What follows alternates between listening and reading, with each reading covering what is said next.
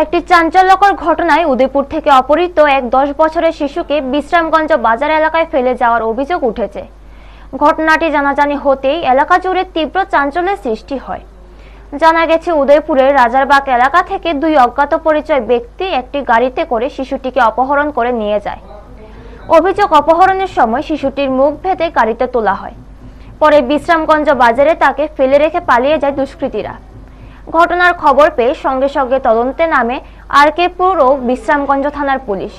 পাশাপাশি Sepahijala child line কর্তৃপক্ষ ঘটনাস্থলে পৌঁছে শিশুটির সঙ্গে কথা বলে এবং প্রয়োজনীয় পদক্ষেপ গ্রহণ করে। শিশুটির বয়ান অনুযায়ী অপহরণকারীরা তাকে জোর করে গাড়িতে তোলে এবং কিছুক্ষণ পর নির্জনভাবে ফেলে রেখে যায়। বর্তমানে শিশুটি নিরাপদে রয়েছে বলে জানা গেছে। পুরো ঘটনাকে ঘিরে এলাকায় আতঙ্কের পরিবেশ তৈরি হয়েছে।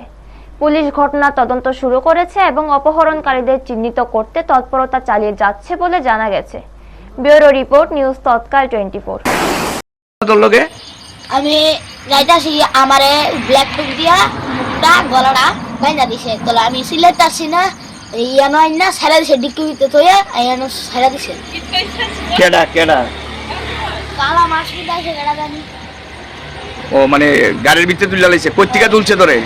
ও রাজারবাগ থেকে, গ্রামের থেকে। উদয়পুর রাজারবাগ। মানে জোর করে গাড়ি তুলে লাইছে।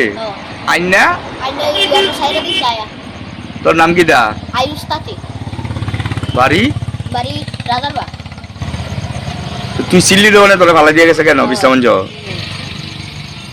চিনচুত নি তারা রে? না, তারা শুনছে না, তারা মাছ কিনাইছে সুরের মতো। কয়জন আসলো তারা? তারা দুইজন আসলে, একজন ড্রাইভার একজন খুশি। গাড়িটা কি গাড়ি আসলো? এটা ইকু আসলো সাদা কালার।